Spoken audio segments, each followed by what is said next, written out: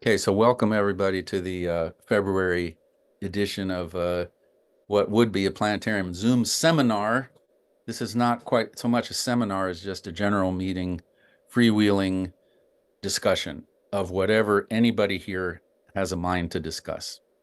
Okay, so think of your questions that you would like to pose to other people or whatever you'd like to say. And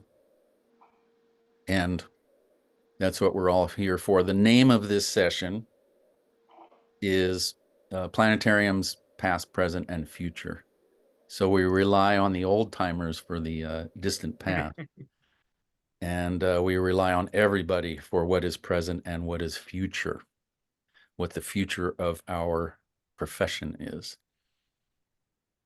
Oh, and by the way, there is a chat. If I can, and if you want to write in the chat whether your name and where you are calling in from, that would be great. Regarding the future, I'm wondering if John's special guest has a question.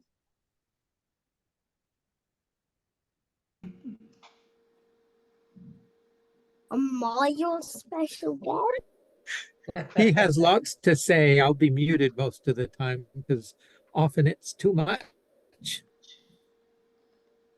Do you have a question?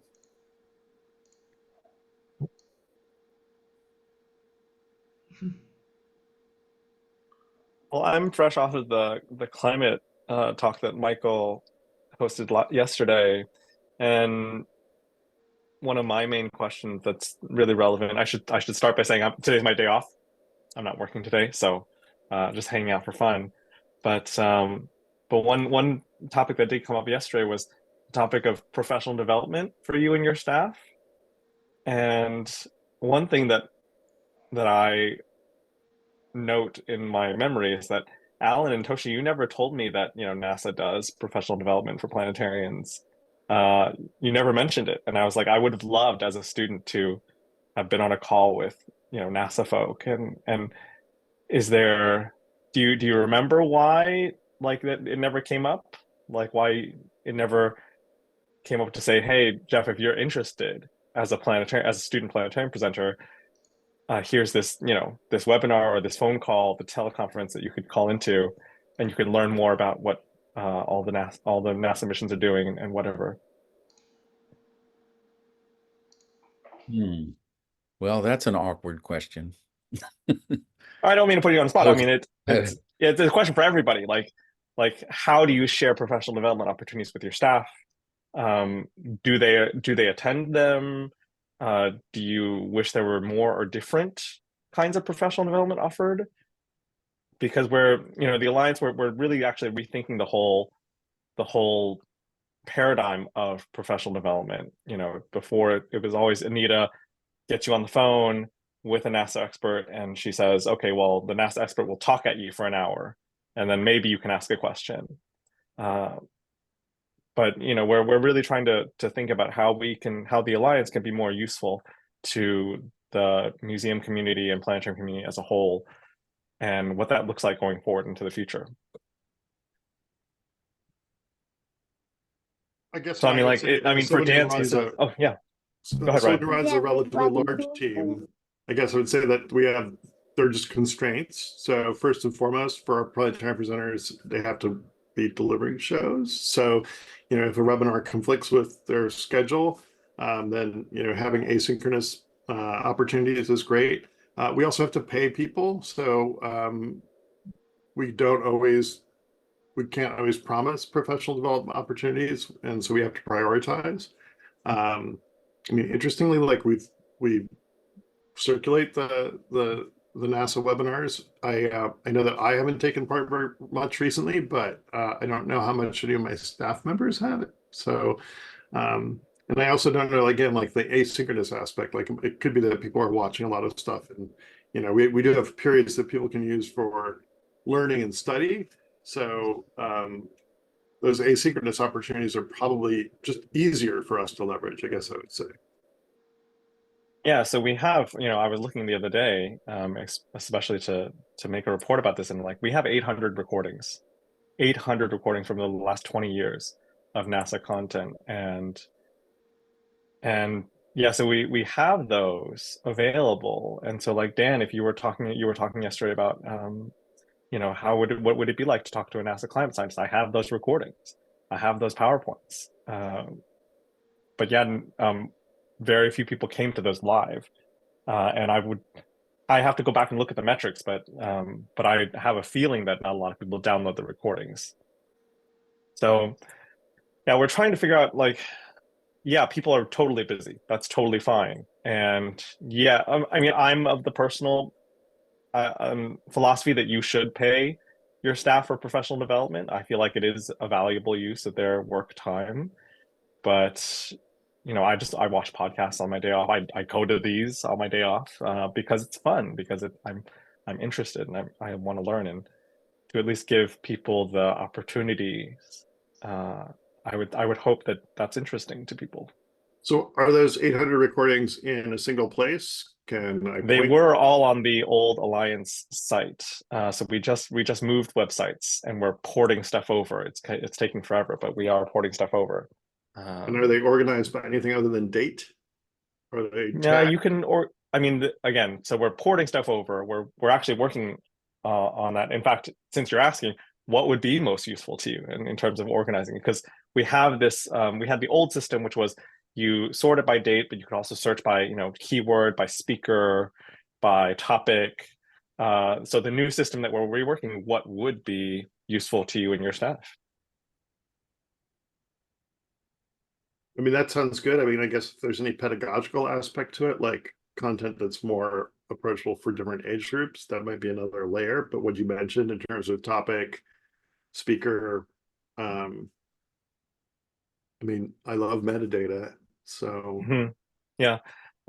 So we're reworking the whole system now, but the idea is that the majority of those, I mean, you remember when Anita ran them, right, Ryan? The majority of those were just, she wanted Mars. museum. Yeah, she wanted museum people to have access to the NASA experts, and they would just give their presentation. And the idea was that you take that and you take whatever you wanted from it to make your own shows, to make your own exhibits, whatever, and just so you could have that material available. Am I misremembering too? But was also like a lot of the stuff on Museum Alliance behind like a sign-in portal? Because I feel like that was one of the things that I seem to remember, like 10, 12 years ago, kind of kept me from using it a lot. Is just the added step having to sign in to access what are still otherwise like free resources. Just like Yeah, and the yeah. idea of a walled garden is not unique to us. We chose that for a couple reasons, mostly because we had this philosophy that the content we were putting out, we still have it technically, but we still have the philosophy that the content we're putting out is not for the general public.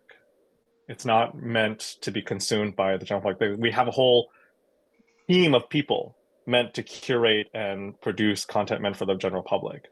Like we felt the philosophy of the Alliance was that you guys need something special. You guys need something a little bit more than what the general public would get. That was the idea. You can tell me if that's wrong or not. I I mean, mean, this was an idea of like 20 years ago that she came up with, right? So nowadays you can tell me what you think. Well, I think yeah. that makes sense, to do that, because if you have stuff that is for planetarians, then that helps you.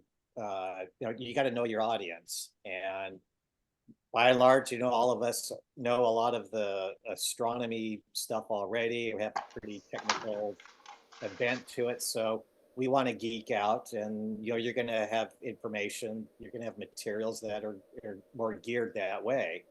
And if you're just saying, well, we're just going to want to make sure it's available to everybody else, then it would be you're going to, I guess, water down the explanations, or you're going to have a lot of this background stuff. It's like, oh, okay, we don't need to wade through all that because we already know it. So I can understand why you want to have it sort of a walled garden behind that.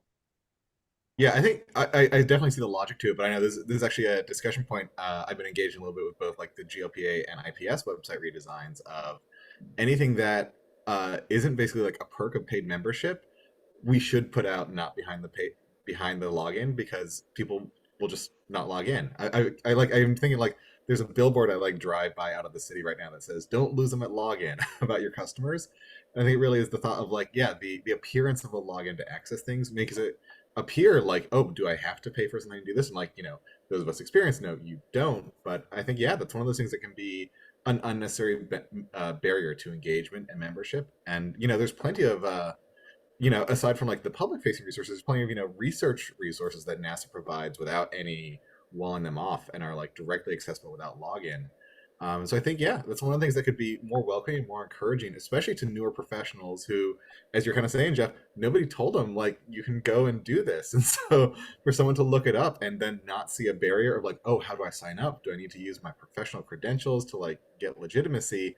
And rather than being scared of even like having to go through the sign up process and not feeling welcome, if it's just there, that might be like part of the jump to getting higher engagement. And if the public happens to see it too, so what? Yeah, the so what is an issue for me personally, but also for NASA as a whole of there are strict rules on what NASA can publish publicly. That is absolutely a thing. But yeah, so that's an interesting point. But if I don't want to hijack the whole meeting with this, I just had to ask the question. But if we were to do something like that, it was, most of the time I send people stuff directly anyway. Most of the time it's like if you don't feel like logging in, you just email me and I'll send it to you, right? It's not a big deal. We just want to know who it's going to, right? So whether you just email me and say, hey Jeff, I need a Earth Science professional development presentation next week for whatever, right? I will just send it to you. That's not the issue. The login, I guess, was just so that not anyone can stumble across it. So this, Alan. Yeah. Alan, I'm gonna break in. I'd kind of like to know who everybody is and where you're from. Maybe on the chat I could see that later, but it won't help with this current presentation. Maybe we should make the rounds and introduce ourselves and where we live, who we represent. I know a couple of folks here. I know John Elbert and I recognize Carl, but I don't know anybody else. Maybe because I'm semi-retired, and even though as a former PPA president, that's long ago. And I just like to meet everybody here and join a conversation with each other as to what your planetarium experiences are. What do you think? Well, that's not a bad idea. We can do that. It might take the rest of the time that we have. Well, we can be brief and just Yeah. keep it to a couple of sentences. Okay. Yeah, I'll let's- start. Hi, Tom. Well, hold on a second. Let's set a rule of the goal of this is to say your name, where you're from, whether you're an old timer or a newbie or whatever, however else you'd like to identify yourself. Okay. And then beyond that, limit yourself to one joke. Anyway, I don't know go a ahead. joke, but I'm Jeff. Hi, Tom. You might remember Anita Soas. I'm kind of her successor at JPL. I work with Planetariums for NASA. Thank you. In Pasadena, yeah. Okay, and I'll go ahead and lead this. I'm just going to go by how people are on my screen. Okay, so Dario is actually the first in the upper left. So hi, I'm the outsider here. I think I'm the only one out of the United States. I'm in Coimbra, Portugal.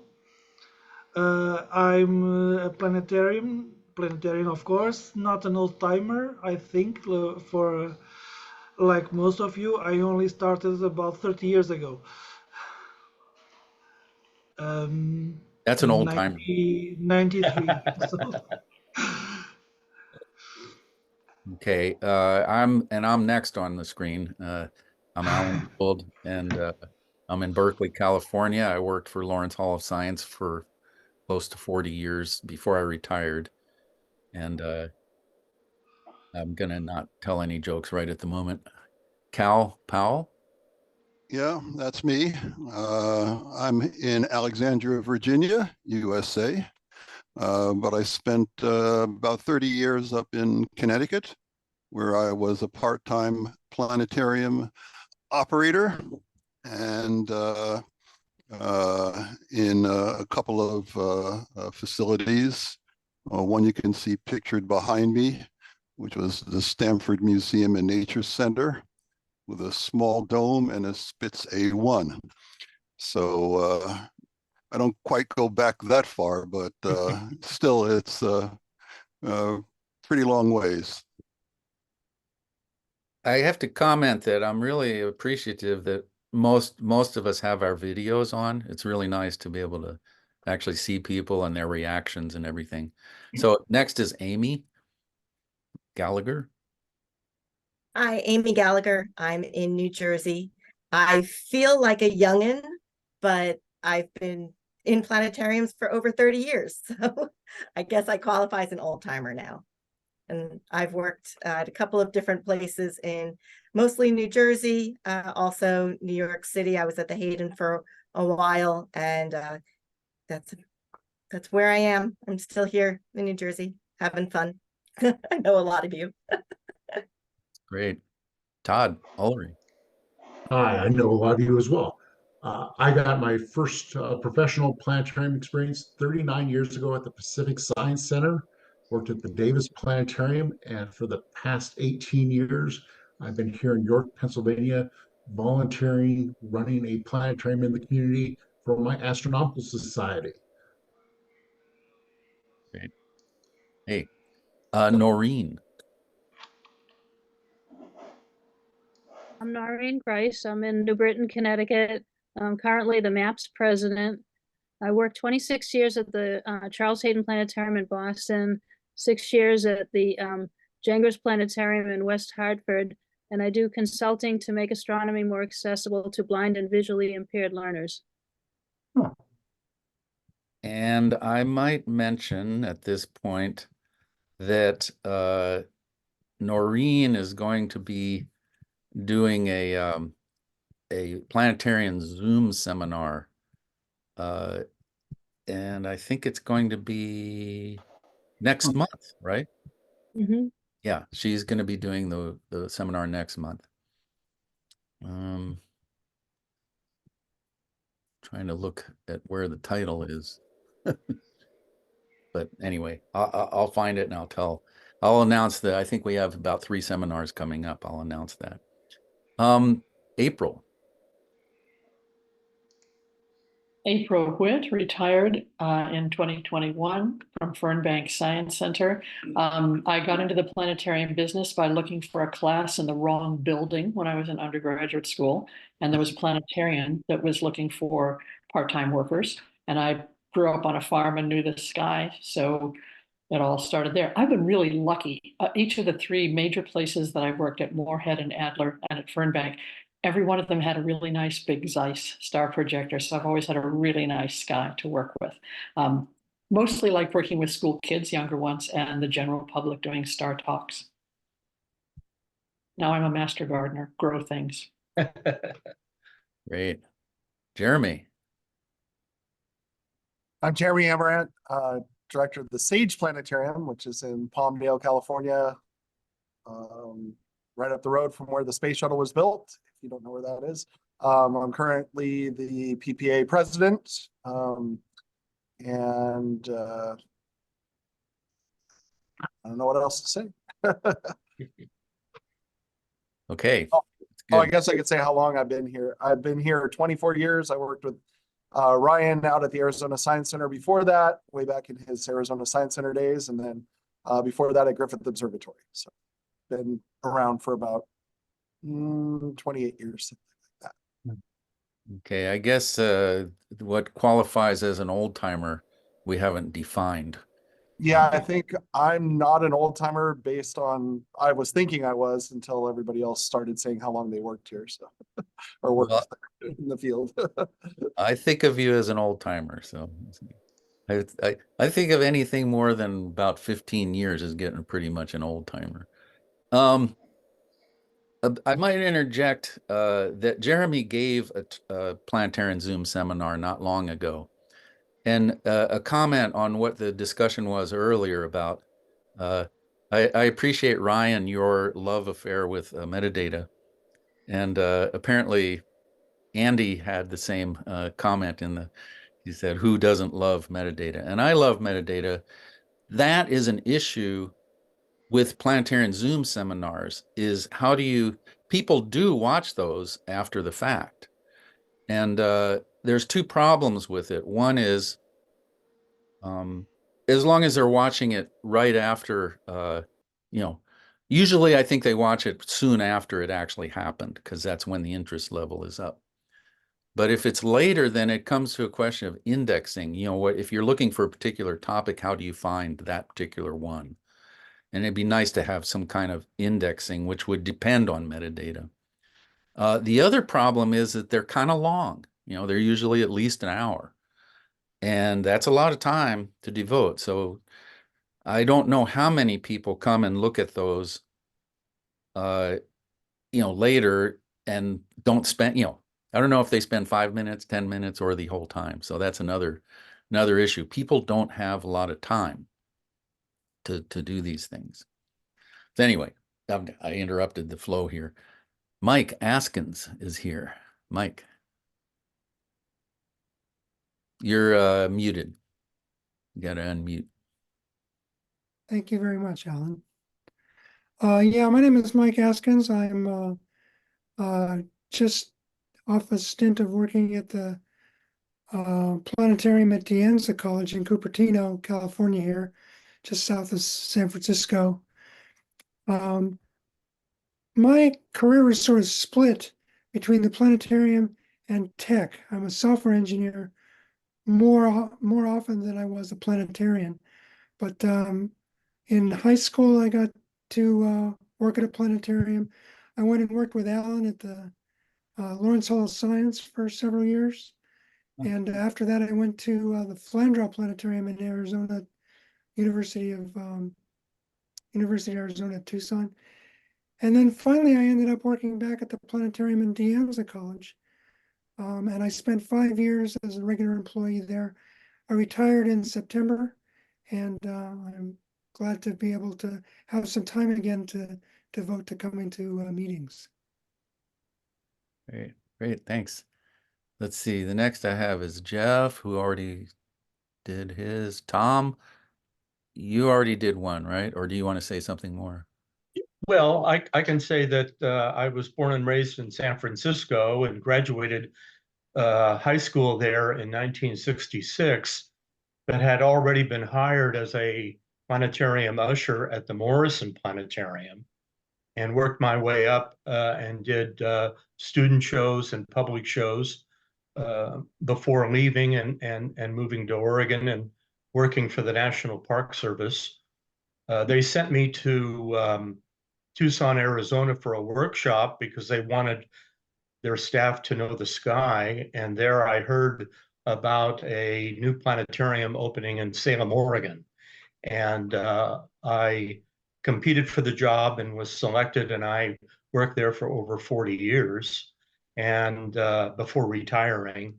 Though I still do planetarium shows with others on Fridays and maintain the facility. I hope when we get to John Elbert, he can tell us about his current employment, because the 512 Spitz machine no longer is backed up by maintenance from Spitz in space systems.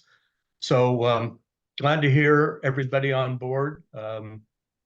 You can figure out how long I've been involved in planetariums since I told you when I graduated.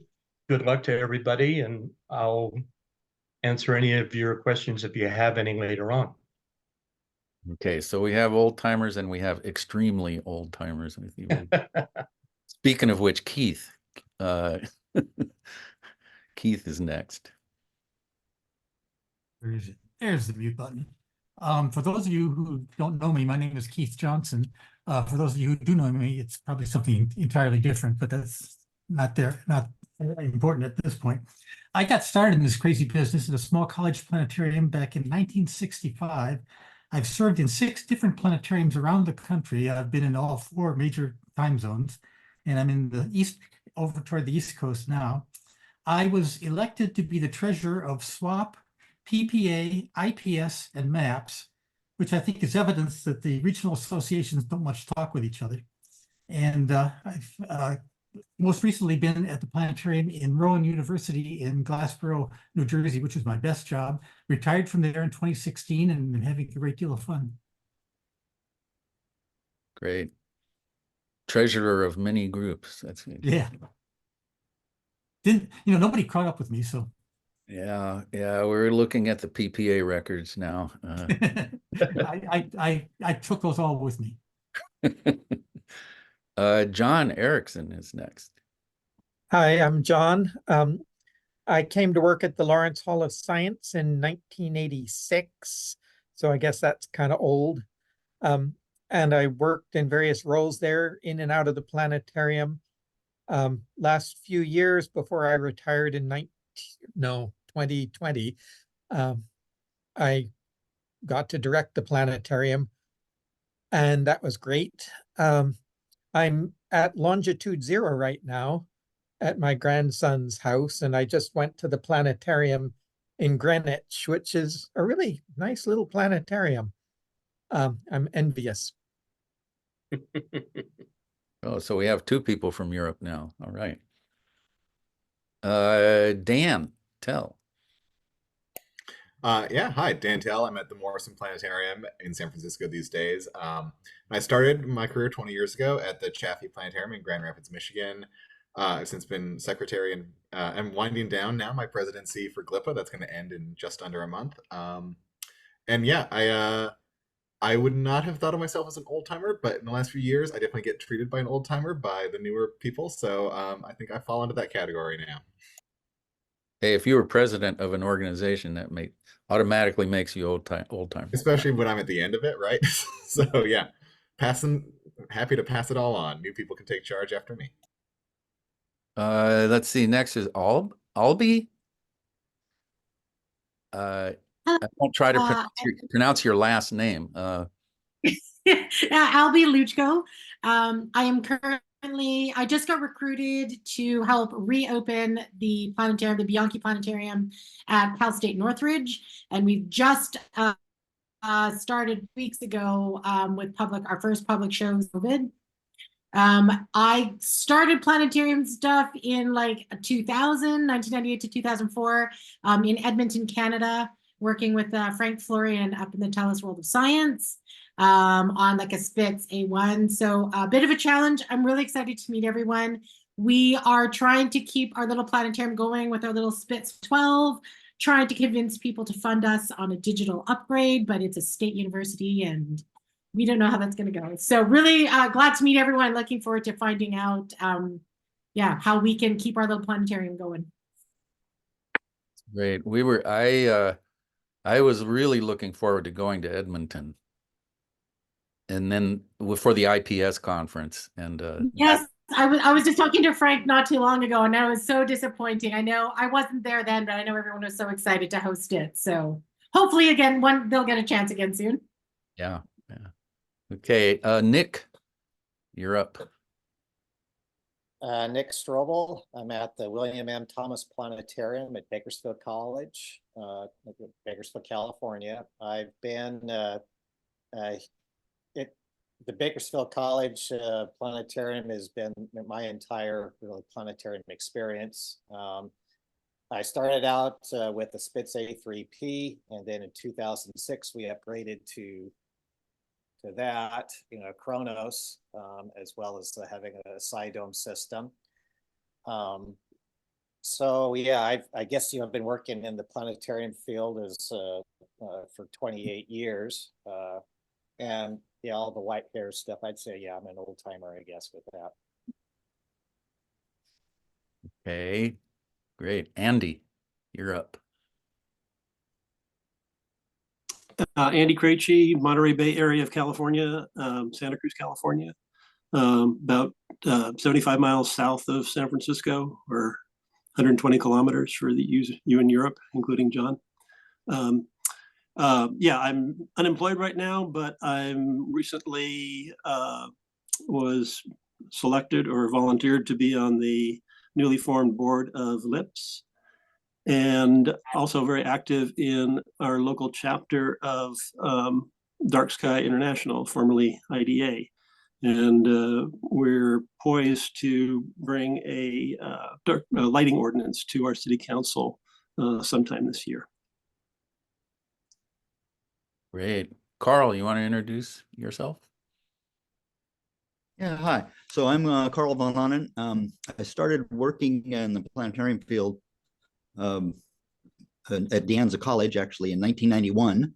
And I worked there until about 7 years ago when I became president of PPA. I am now past president. And so I don't know, I felt like a kind of a newbie through most of that, but I guess I've been around a while now. So yeah, I guess that's the short version. Yeah, we got to keep them short. We're making good progress here. Ryan, you're up. Sure. So my name is Ryan Wyatt. I'm also the Morrison Planetarium in San Francisco. I refuse to call myself an old timer, but actually, I'll note my first planetarium experience was at Adler Planetarium in Chicago. I grew up in Tucson, so I went to the Flandre all the time. But my first job was while I was moonlighting in grad school in 1991 at the Houston Museum of Natural Science, working with Carolyn Sumners. Then moved on to open the planetarium in Phoenix, where I worked with Jeremy at the Arizona Science Center, at the Lodestar Astronomy Center, now part of the New Mexico Museum of Nature and Science in Albuquerque, and then several years in New York at the American Museum of Natural History before coming to the California Academy of Sciences 17 years ago now. So half of my career now here in California. Half of my short, definitely not old timer career here in California. Okay. Okay, well, Rosemary.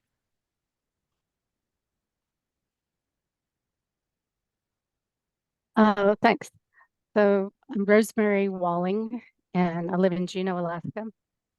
I don't have a background with planetariums. I worked in research for about 20 years, I guess more than 20 years, then moved to Alaska and I taught some freshman level astronomy and physics.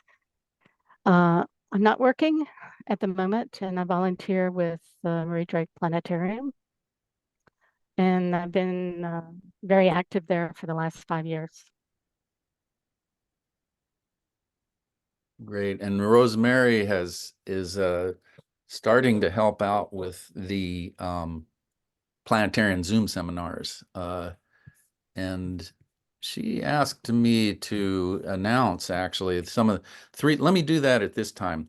The upcoming planetarium Zoom seminars next month, I mentioned, is Noreen Grice, and the title of that one is going to be using tactile images to make planetariums more accessible for blind and visually impaired learners.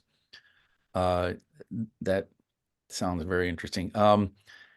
In April, we have Jeff Nee is going to continue. Well, this is not quite a continuation, but it's going to be Layers All the Way Down is the title of his Practical Conversations about Multimedia Editing for Informal Educators. So this is going to be a software-focused sharing. And then in May, we're the Planetarian Zoom seminars featuring a team from Cal Academy in San Francisco called Preschool Children in the Dome, so focusing on preschoolers. Okay, so resuming, I have Sharon. Sharon, you're here. Get find that mute button there. There Can you go. hear me? Yes. Woot! I spent all this time trying to get, I can either have a speaker or I can have a microphone, not both at the same time. So I connected by phone. And so now I've got the computer here and the phone over here, and now you can hear me and I can hear you. So this is Sharon Sharon Shank. Shank? Yeah. I was going to put this up. No, you can't read it. Retired from Ward Beecher Planetarium at Youngstown State University, Youngstown, Ohio. Retired editor of Planetariums. Last issue was December of 2020. Right now I'm grandma. That's it. Grandma is important. Yes. Okay, now here's a John Spees. A blast from the past. I worked at Lawrence Hall of Science from 72 to 75. And I gave a whole bunch of planetarium shows and I loved it. So I thank you all for letting me peek inside the planetarium world for an hour this afternoon. I went off and did oceanography and I do research and teach students. So I'm at the University of Pennsylvania. Yeah, John helped build the planetarium, the first planetarium at Lawrence Hall of Science. That was pretty. Okay, John Elvert. Yeah, John Elvert from Richmond, Virginia. I'm not sure if I'm comfortable with the extreme old timer title, but so I am with Ash Enterprises here in Richmond, but also do consulting for the planetarium here. And prior to Richmond, oh, by the way, I really can't help directly with Tom's problem with his Spitz 512, but I know people that are technically inclined to help him out. So we're trying to help Tom there in Salem. But prior to Richmond, I was in Baton Rouge, Louisiana, hosted the IPS conference there in 2012. And prior to Baton Rouge, I was in Eugene, Oregon at the university, also with the planetarium there. Prior to Eugene, I was in New York, at the planetarium right north of New York City in Yonkers. And prior to that, an intern at Strassenberg Planetarium in New York. And prior to that, I did some grad work in the University of Tübingen in Germany and worked at the Stuttgart Planetarium. So I guess that does kind of label me as an old timer. But I was also PPA president, a SEPA president, IPS president.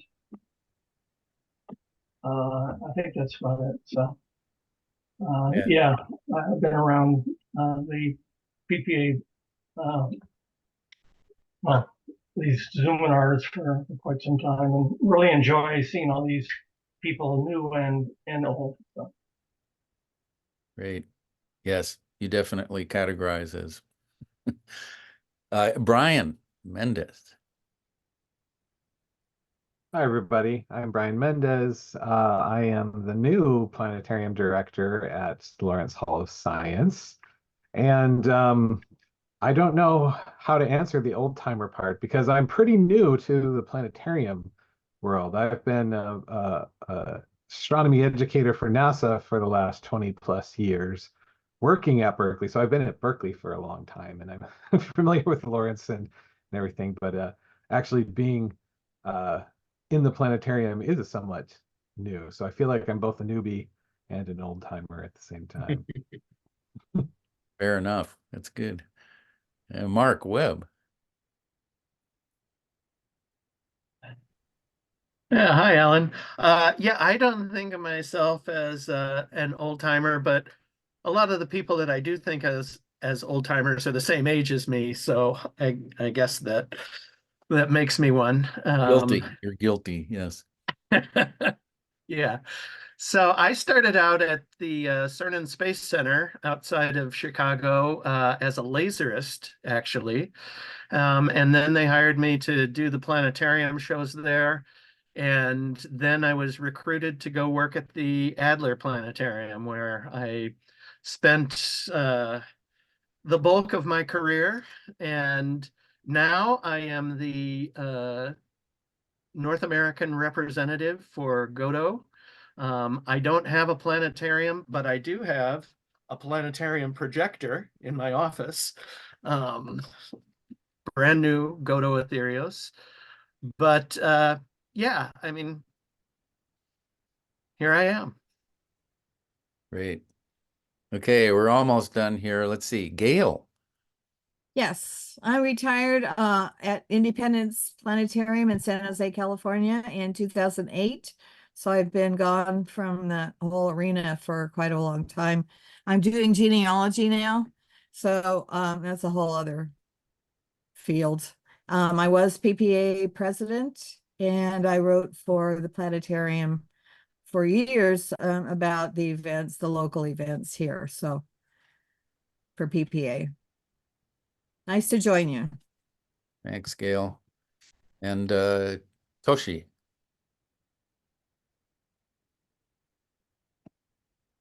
Hello, everyone. Sorry I'm late getting a gist of what we're doing here, introducing ourselves. So I'm Toshi Komatsu. I'm at the De Anza College Planetarium in Cupertino.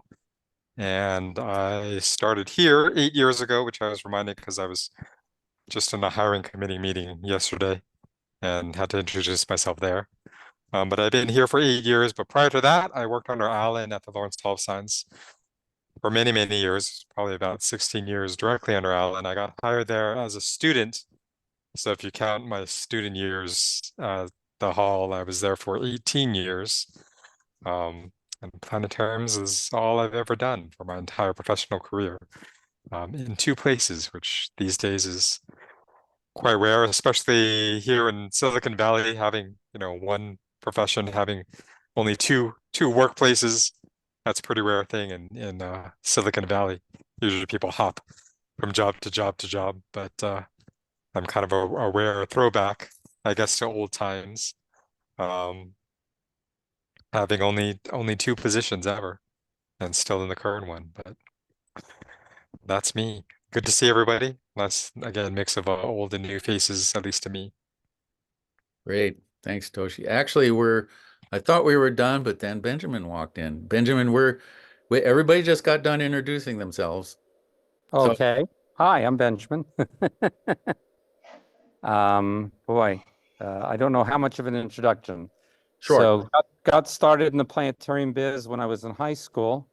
A fellow by the name of Ron Hipschman, who some of you may know, who's spent 50 years at the Exploratorium. He and I went to the same high school, and he came looking for volunteers to build exhibits there. But coincident with that, San Francisco State University had just built a new planetarium, and he had my high school class over on a field trip. And the professor there, Charles F. Hager, basically let me have run of the place. And so I would go there after class, after my high school classes, and hang out. Eventually worked at the Exploratorium in a paid position, but that was what they called an explainer. So it was only for a couple semesters. But the Morrison Planetarium in San Francisco called over to Charles and said, hey, do you have any students who might want to work at the Morrison? And so Charles gave them my name, and I went over there and got hired as an usher in 1973. Worked as an usher for about a year or so. Ryan, you'll be pleased to hear I ushered Bing's very first lecture. And it was great being an usher, actually, because I got exposed to a lot of different lecturing styles. And I knew that that was something I eventually wanted to do. And so about a year later, I auditioned and became a lecturer at the Morrison. And then I pretty much worked every part-time job they had: floor manager, cashier, technician for the laser light shows, weekend technician when the regular technician didn't want to work weekends anymore, and spent about a quarter century working there. Toward the end, mostly just being a lecturer, when I was an undergrad. But Alan will tell you that as an undergrad, I had ventured up to the Lawrence Hall of Science and ran into our former director, Alan Friedman, during a solar eclipse event.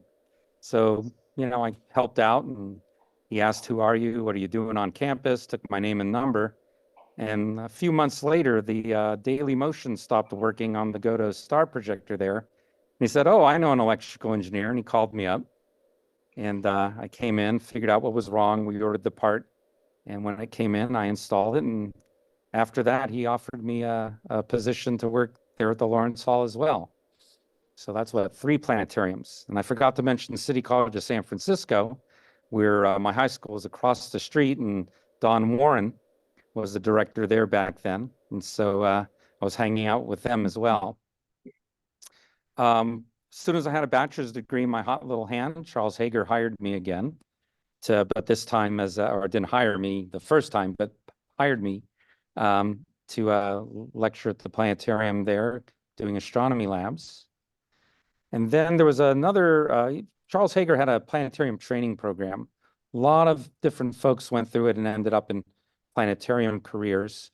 One of those fellows was a gentleman by the name of Ken Adams, who ended up at the Schrader Planetarium in Northern California. And Ken was also teaching at De Anza College, distance learning class.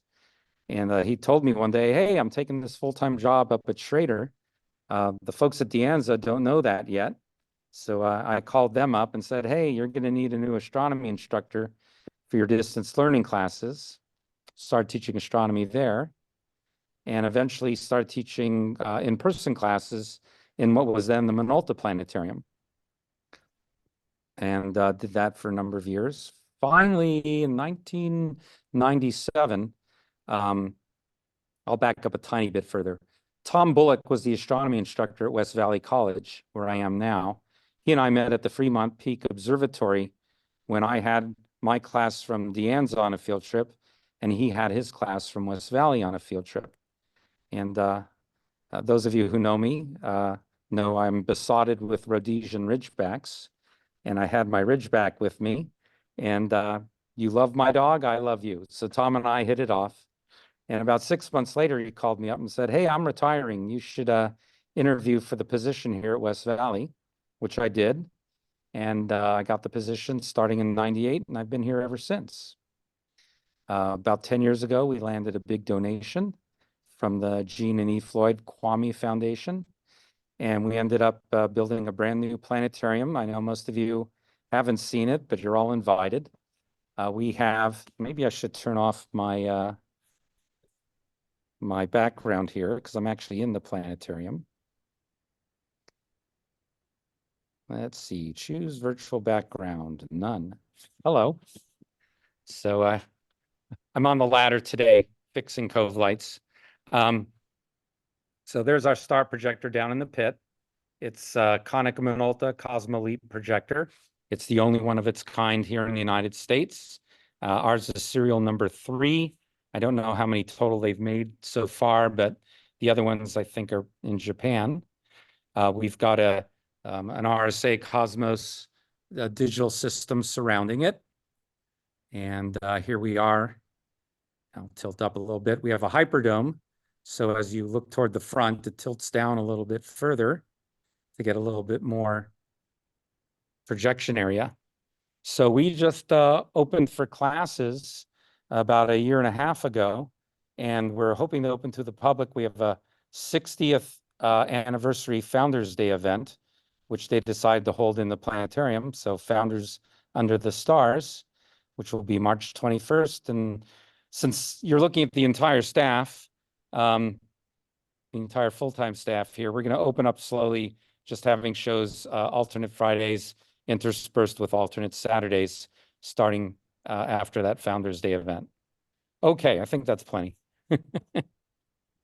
Yeah, thank you for that brief introduction, Benjamin. Well, I walked in, I didn't know how long everybody's was. So, well, my question is your hyperdome projection actually go more than 180 degrees, or is it just a tilted projector? So the projector itself can only do a flat horizon because of the mechanical cutoff inside. but the digital system can project below. So when I get full dome masters and I run it through our our rendering system, not so much rendering, but concatenating all the full dome masters into a movie, it puts in the proper distortion to fill the hyperdome. So more view in the back, and it's a little bit missing. Sorry, you get the extra view in the front, and it's a little bit missing in the back. I'm gonna love to see a Mars panorama. One of our Mars 360s on there. Gonna have to get on that. But remember, I have to teach a bunch of classes as well as do planetarium stuff. So my list of things to do is long. And today it's fixing cove lights. So Jim Todd just came in. Welcome, Jim. Hey, there's Jim. Hi. We've been introducing ourselves. So if you want to say a few words about yourself, this is the time to do it. Okay, well, I'm Jim Todd. Good to see everybody. I'm the Director of Space Science Education at the Oregon Museum of Science and Industry in Portland, Oregon. And so we've got a 52-foot wide dome, cententric, and I'm currently running SkyScan dark matter. And we have 10 JVC projectors and a 5.1 digital system. And happy to say that we've been doing very, very well since the opening from the pandemic. Now, this has been, this has taken a while, but I think it's been kind of an interesting snapshot of a planetarium history, or at least planetarium people history, which is definitely something of interest. Now, Todd just asked a question in the chat of the group. He has a warped, actually it just went away. He has a warp media system with Spitz 512, color contrast, So the question is about color contrast on the dome. Is that an artifact of two first surface mirrors, or is it a projector problem?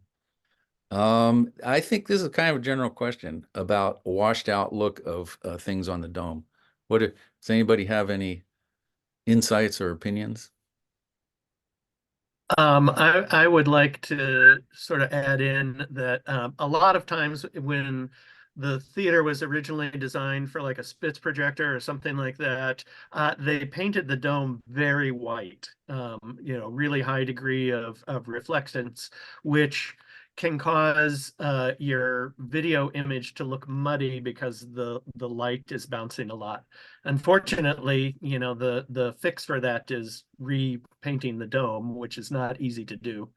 But if you might want to see if there are projectors that you could rent and kind of compare them and see if the same thing happens, or if there are other projectors around your institution, kind of compare them. A lot of mirror dome systems have low contrast projectors in them too. So it might be that's something you could look into.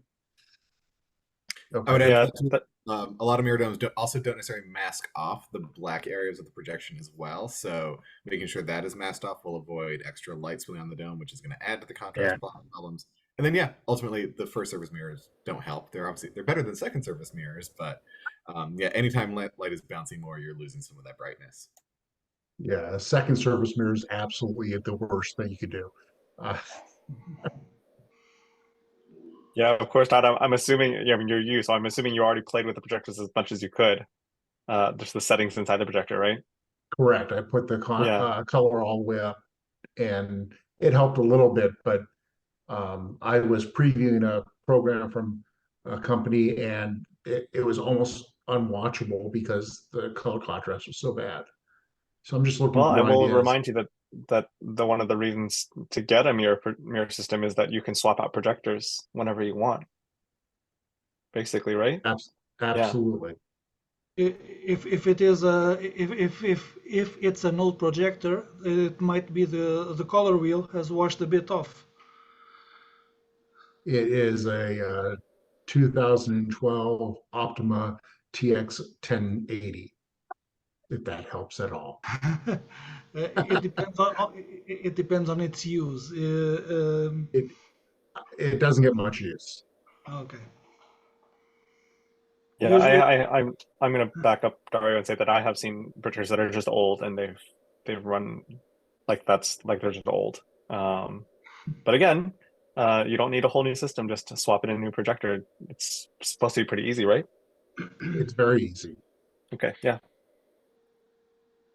We have Jim Manning just walked in. Hi, Jim. Wow. People have introduced themselves already, but would you like to do a brief introduction and limit your jokes to just the minimal jokes? I'm, as they say, I'm just Jim. Just one of the old farts, as they say. Is that still politically incorrect to say? Well, old is okay. Jim was president of the IPS for a time. You were president of Rumpa too, probably? No? Yes? I'm sorry? Were you president of Rumpa at any point? Yes, I was. Okay. And I got hogtied into a second term. That was just as I was fleeing the profession to do other things. So as I often sing, don't cry for me, Argentina.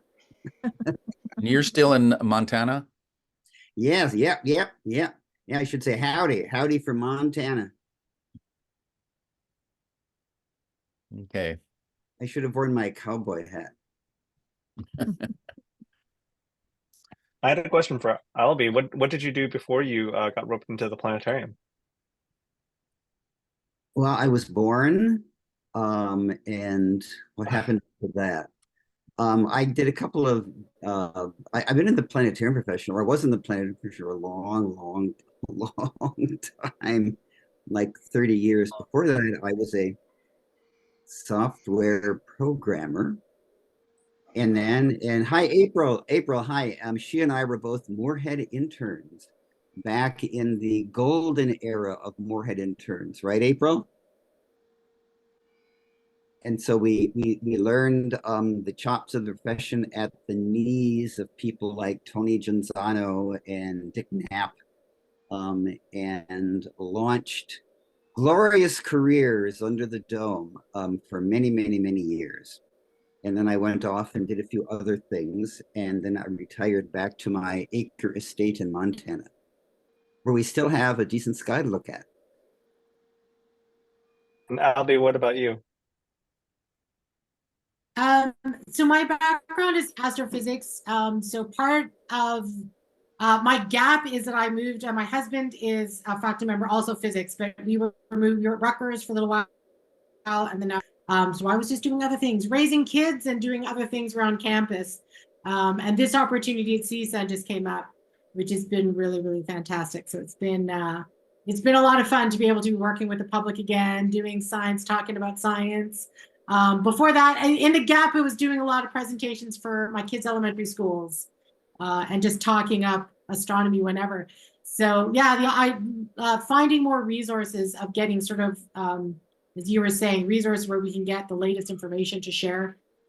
So my experience with the public engagement is being that conduit for people, working at a university and talking to faculty who are doing research, being able to have resources from NASA. It's a great conduit to give people that little snapshot that they don't have time otherwise, right, to search and necessarily hear about. So yeah, so that's what I've been doing. Trying to bring that in the planetarium we only have the Spitz 512.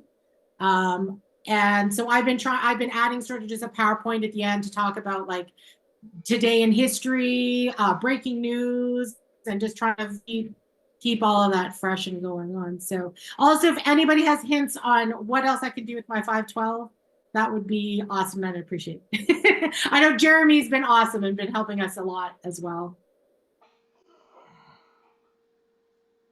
I might mention that we're not restricted to an hour, but those of you who are living by hour time slots, those of you who are still working, Feel free to drop out at any time, but we're going to keep going as long as there's interest here. Okay. John? I have a quick question. I've never worked in a planetarium with proper cove lights, and I haven't missed them. Especially when we got our bright laser phosphor projector, which fills the whole dome with light really well, and I can put a question prompt or welcome message or a panorama or something to get people thinking before a program starts. So does anyone want to try to sell me on cove lights when you've got all these other resources in a digital planetarium? I mean, I think the obvious for me is, what if the projector goes out? You know, and granted, then there's no program. Well, but what if it goes out while people are in the dome? That's the yeah. Okay. Well, you mean have light for exit? Light for exiting, you mean? Yeah, potentially that. Yeah, our cove lights point down, Dan, is the idea. Like we have lights that point down. Right, John? Is that what you mean when you say you never had cove lights before? Oh, well, the lights that point down are great because they help people take data or have conversations or things. But the ones that shine up on the dome where your projector is shining anyway. Yeah, I can think of one really good use of the cove lights around the horizon. It helps give them a much more realistic look to the sky if you have a little bit of a light around the edges. So if you have a nice dark sky with a optomechanical projector, and then you have those cove lights just brought up a little bit, it adds a lot of realism, I think.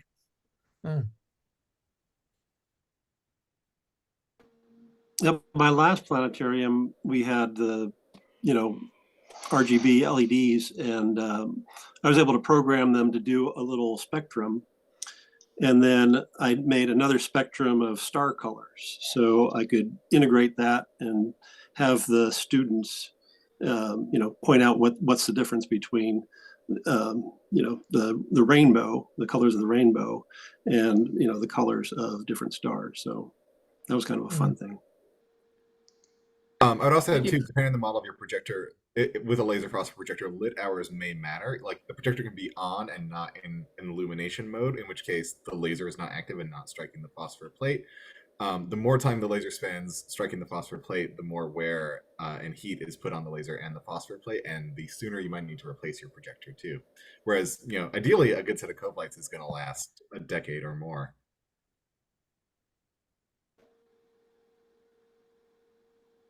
Thank you.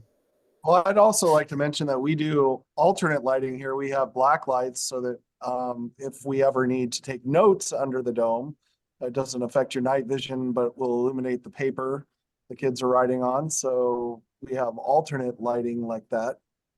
Just throw that in the mix. That's cool. Okay, I've got a question for everybody. This is a standard question of hospitality rooms, of basics of discussion. What strange happenings have occurred in your planetarium?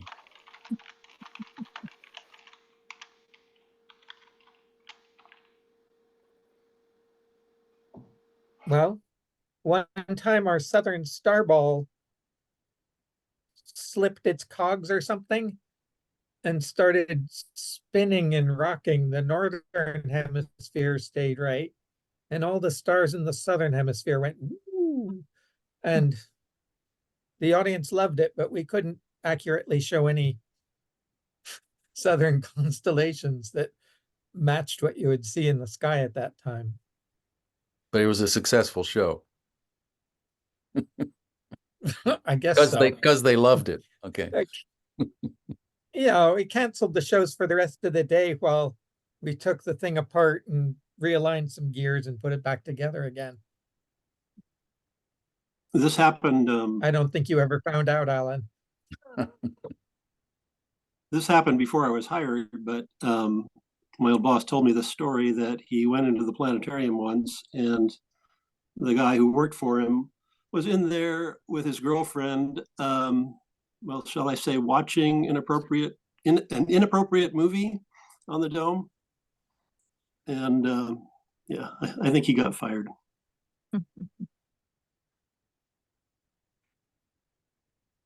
You asked, Alan. Can you guys hear me? Yes, yes. Oh, okay. How about doing a program on Follow the Drinking Gourd? And working in an inner city area that we did, I borrowed some live quail so the kids could see what quail were, because that's part of the program. When the sun comes back, the first quail calls. And somehow 2 of the quail got out of the cage and were up behind the cove. And it took us a while to get them down. That's probably the most bizarre. That's family programming. Whale event. Yeah. Well, so now that you bring up animals, we had a problem probably about 3 or 4 times where bats would come into the planetarium, and when you turn on your show, they suddenly are awake and freaking out. What do I do now? There's all these lights and everything, so they started flying around the dome. So we had bats that turns out they were migrating, and somebody left a hatch open on a HVAC. So they were, during the migration time, they would come in, and then once they had migrated, then we'd never see them again. So it was only a temporary problem. But I did have a bunch of kindergartners where the bat was dive bombing them and they were screaming, and I had to open all the doors and just kind of wait for it to go out. But then we had a cockroach on the dome. That was fun to get down. And then we had small little baby cockroaches that were crawling around on the lens. It sounds like we had a cockroach problem, but it was a new install. And apparently these have been in the warehouse for a while and they heated up, and the eggs hatched or whatever they do, and eventually migrated, and they like climbing on the light and jumping up and down, and all the kids were freaking out. So I just went over with a little canned air, shot it off, and then continued with the show. Jeremy, I can't top that. Yeah, I'm sorry. Jeremy, I can't top that, but we had a reptile show next door to the planetarium, and they were feeding them with these little crickets, and the crickets got loose. And so some migrated into the planetarium. And when we were doing the star show, you can hear the crickets, the real crickets. And people said, wow, Jim, how did you do that? That sounds so natural. Right? And they would sit there and it got really loud and say, oh, I love it. We're going to come back. We love those cricket sounds. And so when we do our laser shows, they were very quiet. Okay. But then they come back during the night show, or the Star Night show. And so that really kind of, I thought, well, you know, we had to get more crickets in here more often. Special sound effects. Yeah.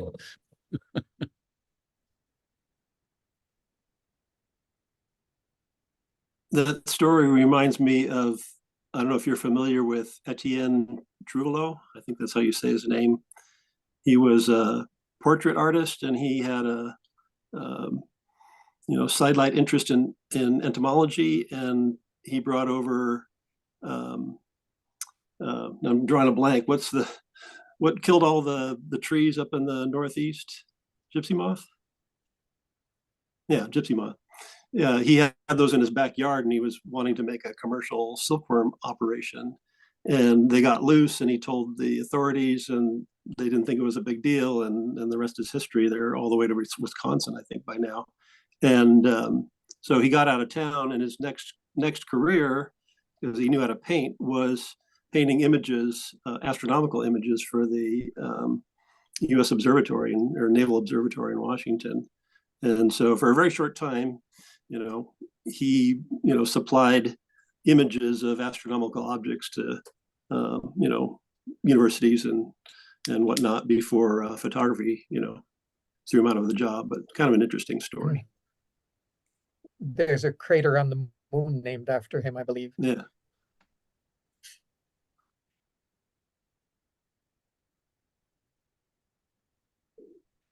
So he had a real impact on his field then. Ooh.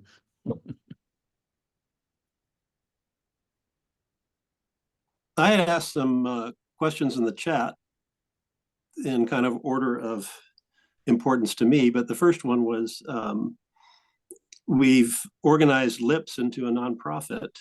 Well, Carrie has, and Mark is on the board, I'm on the board, and we're just kind of nascent organization right now, although LIPS has been around for a while.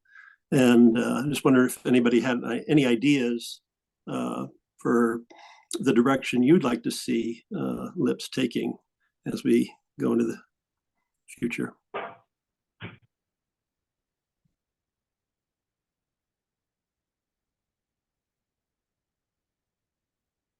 Well, Andy, my follow-up question would be to ask you, were you part of that, or did Carrie just do it on her own, or like how difficult was it for you guys? Starting the nonprofit? Mm-hmm. Carrie pretty much did that on her own, I think, with a lot of, Mark can probably speak to that because he was involved with Carrie. Yeah, this is something that we've been talking about for several years. Carrie has been carrying a lot of the work of LIPS on her shoulders for that entire time, and we felt like this is a better way to kind of distribute the work in a more equitable way.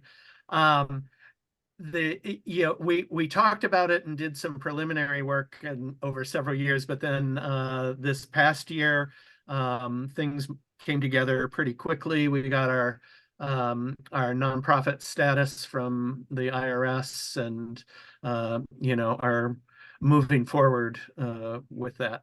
So.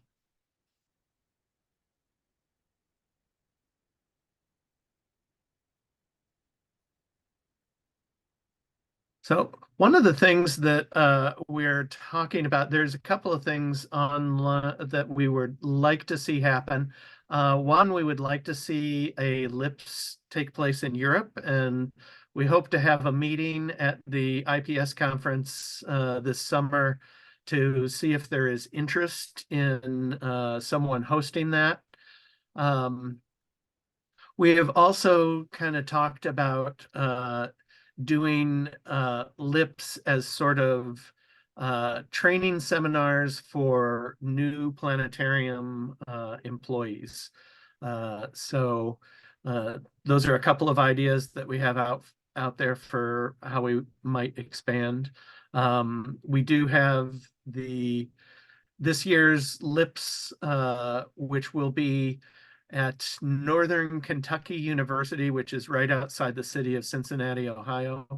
And that is, Andy, do you remember when that is? Is that August, September?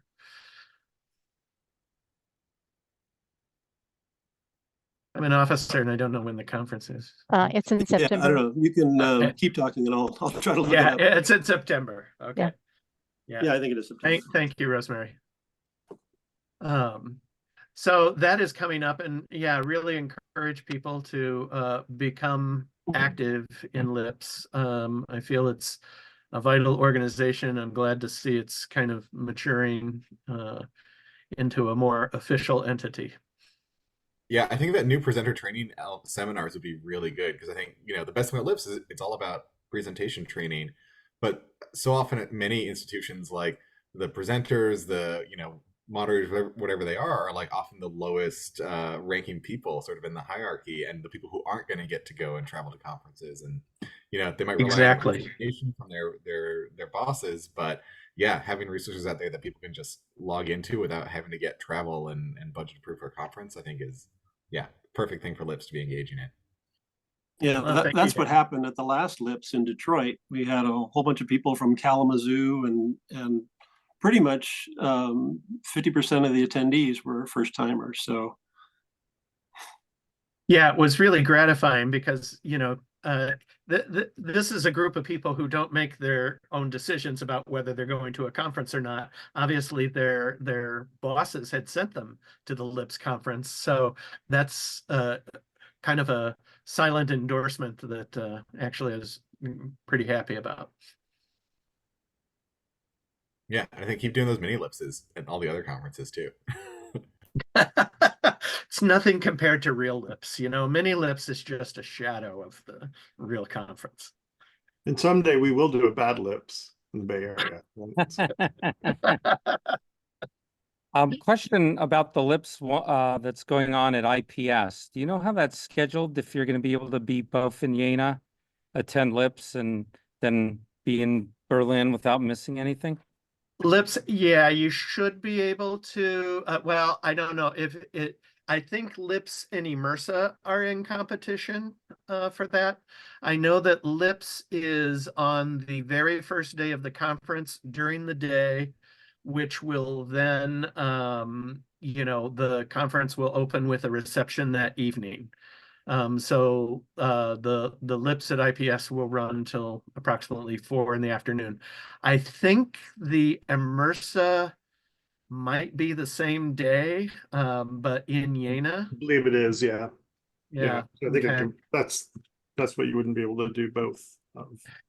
And if that's not enough, Godo will be doing a demonstration at the Planetarium in Solaner in Berlin on that day also. So if you're not going to Lips or Immersa, you can come to the Goto demo as well.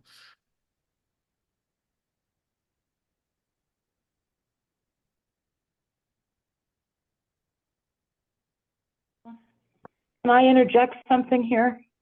Sure. Yes. Okay, I never know if you're hearing me or not. Since I have so many planetariums here, and I see Toshi's here too, I wanted to make a plug for the Hamilton Planetarium Scholarship Fund. That's the only thing planetarium related I've kept in retirement. The Planetarium Scholarship, just Google Hamilton Planetarium Scholarship. You'll find it. It makes money available for new people entering the field. Its intent is to get people on a career under the dome. And we just awarded a $5,000 scholarship to a student from the University of Maine, one of Sean Latch's students. And I think he's using part of that money to attend IPS this summer. It's a worthwhile scholarship. We have maybe 1 or 2 people apply a year, which is very sad because that's a healthy chunk of money to continue their education, to do anything, anything planetarium education related with. So if you could please, if you know of a student, if you got a student working under your dome, I know some of you do, college student, high school student who wants to go into the career, have them check it out, apply for a scholarship. It's not, Thomas William Hamilton has started it. Heard somebody mention once that it wasn't much of anything and you get only $25. That's not true. It is a serious scholarship. Right, Toshi? Are you there? Oh, he must have logged off. No, anyway, No, I'm that's here. my I'm here and plug. just muted. But yes, it's definitely worthwhile, and we'd love to see more applicants and Yes, support the yes. field. Yes, thank you, thank you. That's it, my plug is done. Hey, Bing Kwok just came in. Hi, Bing. Howdy, everyone. Yeah, we're still going. So you want to say a few words about yourself? By introduction. I'm Ben Kwok, Assistant Director of Morrison Planetarium at the California Academy of Sciences in San Francisco. I am an old timer. I've been with the planetarium since 1973. Work with Ryan and Dan there, and it's been really fun, great ride, seeing the change in technology, the evolution of the planetarium and the museum. So I don't know, what else do I need to say? That's good. Well, since there are all 3 of you here now, I had a question for all 3 of you in terms of for the Cal Academy especially. So we've been talking about professional development for presenters. Does your technical staff need any professional development? I always think so. Obviously I feel like I have gotten so much out of, the professional organizations across my career. I really want to like spread that around. And yeah, so I'm always trying to find ways to add that on too. Um, and I think one of the things, I had a conversation with somebody at a conference many years ago who was a technical person and had said, I feel like there's not as much for me at these conferences. And I made the point to him of like, well, if you want more technical people bringing technical ideas to professional organizations, you got to do it too. Like there is no one else to bring these things in. And so, I think there's a lot of like really wonderful technology oriented professional development that happens, but I think also like to do our best, especially with the kinds of data we process, because we on the technical team at the Academy also do a lot of the data processing, especially for the real-time software systems like OpenSpace and UniView, that, yeah, we need to have that same didactic and pedagogical understanding of the data we are working with. And yeah, build up some of that same scientific background. So I think, yeah, professional development is hugely useful. It probably wasn't like obvious on like the IPS seminar yesterday, but yeah, I had invited the whole technical team to sit in on that as well. Because yeah, I think it's very important for technical staff to have the same informal education and professional development that all other team members get too. I'm trying to remember now that all three of you heard it, like your presenters and your technical teams are relatively separate, right? It's not like the presenters actually developed the visuals, or the visuals visualization team does any presentations. Is that accurate to say? I think it varies from program to program in different capacities. With like the fully rendered productions, not as much in that capacity, but we have the live sections that happen in the middle of those. Those are developed by the presenter team working with the technical team. We also have the programs that happen in Hoffeld Hall, the panoramic space under the planetarium, and that is a completely presenter guided production process. Where yeah, they sit and interact with my team to sort of figure out what's possible in the software, and then we try to help make it a reality. And then the 21 and over nightlife program is one of the best things that happens at the Academy in some ways from a creativity standpoint, because we have these 40 some weeks a year where we can kind of do whatever we want with the night program, as much as we have staffing capacity to do, which unfortunately has been less since the pandemic. But yeah, that's a really fun opportunity where again, we're changing the theme of what the nightlife program is every week. And yeah, several times a year, like if a presenter can come up with a show that is that matches that theme or has some augment to that theme, we get to sit down with them and work together with them on a program. So, it is, especially I know when you were at the Academy, like you were running the seasonal snow program, which is like kind of like the worst version of the presenting job at the Academy. Because for those who haven't, in winters we used to set up our inflatable dome in the middle of the piazza, cover it with basically a decorative tarp so it looked like a snowman, and put a snowman head on it. And it truly is like a very sorry job to have to put anyone through, because it is like a show every it's like a 10-minute show we run, and like they make us cram as many in during a day as possible. So it's like one show every 20-30 minutes nonstop in the middle of winter in a portable dome covered in a tarp with no airflow. So that is like the worst kind of suffering we have to offer to our presenters. But then yeah, I one of my favorite things really is getting to work on these one-off programs. And I think especially the way it gives us this iterative design of, we might be generating these programs that are only gonna be used once or twice, but they build up this wealth of resources and knowledge and experience for everybody, and I think really let people flex their storytelling muscles.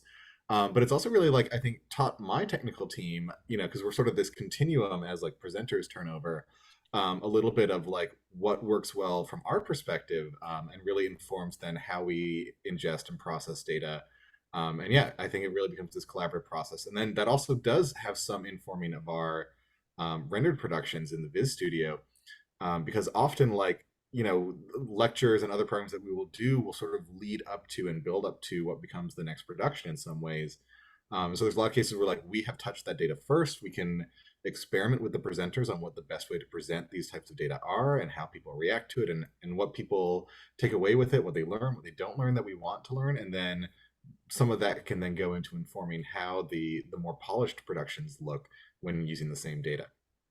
Yeah, so I would say to underscore what Dan just said is that although from an org chart perspective, we're kind of divvied up amongst different departments and divisions, the the intent of the process is to allow the live and more interactive content in venues that vary in size, from audiences of maybe 10 or 15 at one of our exhibit hall spaces to our queuing area, which can probably host maybe 50 people comfortably, to the Dome, which is 300 people.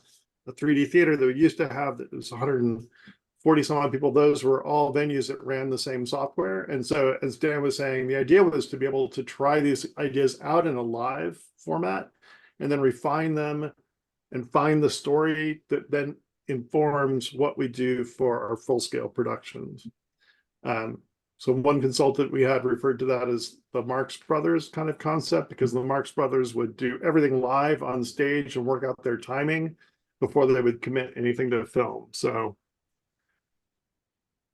I like to think of ourselves as the Marx Brothers of astronomy education. And I know, and I asked because, you know, Rosemary had asked me to do some sort of like content creation, professional development. And I know the Cal Academy is special that you guys are able to have these teams of separate presenters and separate visualizers. But I'm just taking anecdotal evidence that most planetariums are not like that. That most planetariums have one team that's doing both. Right? People should interrupt me if that's correct or not correct. But there's many yeah, there's many planetariums that have one person. Yes, exactly. Right. That's what I mean. So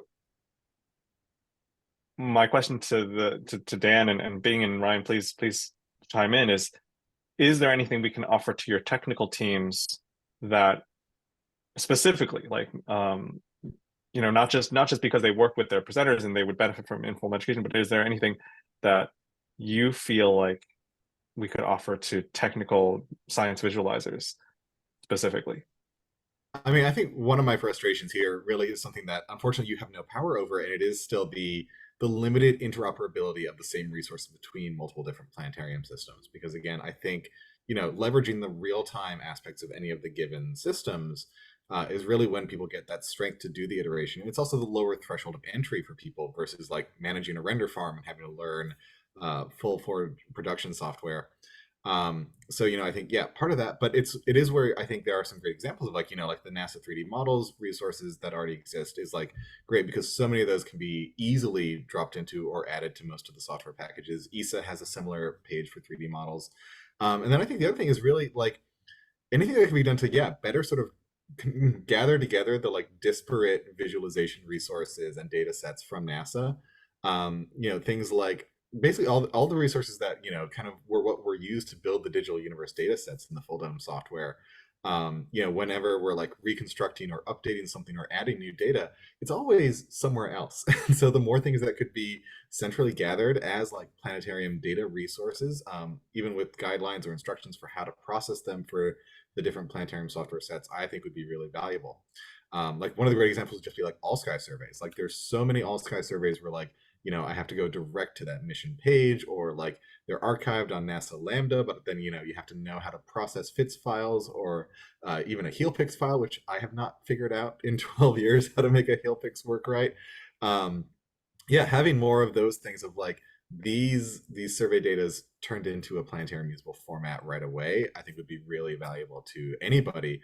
Because yeah, that's going to lower the threshold of what people need to, the pre-processing they need to do to even get things into their software, versus the taking the resources in their software and making a story out of it. I'll just briefly add to that like good examples to look at. Robert Hurt at the Spitzer Science, what was the Spitzer Science Institute, made a great interface to models and assets, and expose those in the data archives. I feel like Noir Lab and, for obvious reasons, ESO, because they were both driven by Lars Lindberg Christensen, have done something similar, although they don't have so much in the way of 3D models in that. So looking at some of those examples, but it would be great to bring that discussion around, and maybe we have it offline around some of the ways that NASA could support planetariums maybe a little more explicitly, I guess is the way I think of it.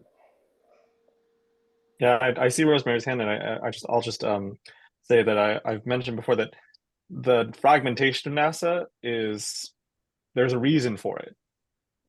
Because I don't know if anyone's tried NASA.gov recently, but when NASA does try to collect things all at once, it only takes literally one politician to destroy like that whole system. and and so the fragmentation is a reaction to The that feature, of, not a bug. I want my own stuff. I want control over my own stuff, right? Each mission is like that, and they don't want to have one centralized place, for fear that there would be that one person who would just say, "What is this? We don't need it," and they would get rid of it. And that's happened more than once in when people have tried to do that. But yes, your point is well taken. Rosemary, please. I didn't mean to go on. No, it's fine. I just from the user point of view, is that some of the manufacturers don't make it easy for people who don't have that technical team to incorporate. A lot of times there's advertisements as to what the software can do, but then the actual instructions for how to do that are minimal, perhaps. So that's my input, is that I wish manufacturers would just provide more tutorials, information on how to do some of the custom work that we would really like to do. I mean, people can chime in. I put the argument that maybe it's a little bit in their self-interest, because the vendors also provide their own training that you almost always have to pay for. But it's, and if they were going to choose between documentation and making trainings versus actually developing their software, because that is a choice, right, for a lot of people. Like, it's even a choice for NASA of, like Dan, like you said, of, do I spend my time to document and walk people through how to do stuff, or do I spend my time actually doing science? And Right? I would even go a step further from your point too. And I think, there's an extent to which the vendors and system manufacturers, they are creating a platform, but they are not the ones who truly understand what the platform is capable of. Like, it is up to the user to innovate and stretch them as that platform and come up with the new ideas. And yeah, I think, there's a lot of things that are possible in any of the software packages. And we see this from the user groups that exceed what the manufacturer is aware can be done with it. And so I think that's the other kind of side element of it, is like, there are these communities of innovation out there, and making sure that like there are these user groups to connect users with each other, and users teaching users, I think achieves more of the really cool stuff than the manufacturer can ever teach the users how to do. Yeah, definitely plus one to that. Mm-hmm. All right, I've got to go. It's been a great discussion, everybody. I'm going to put my email in the chat in case anybody doesn't have it. You should get an email from me every Wednesday.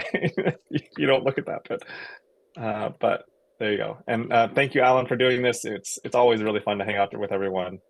This has been a little bit different. More freewheeling, more like a hospitality suite. I don't know. People are dropping out, and we probably ought to close out now, but I want to thank everybody for coming.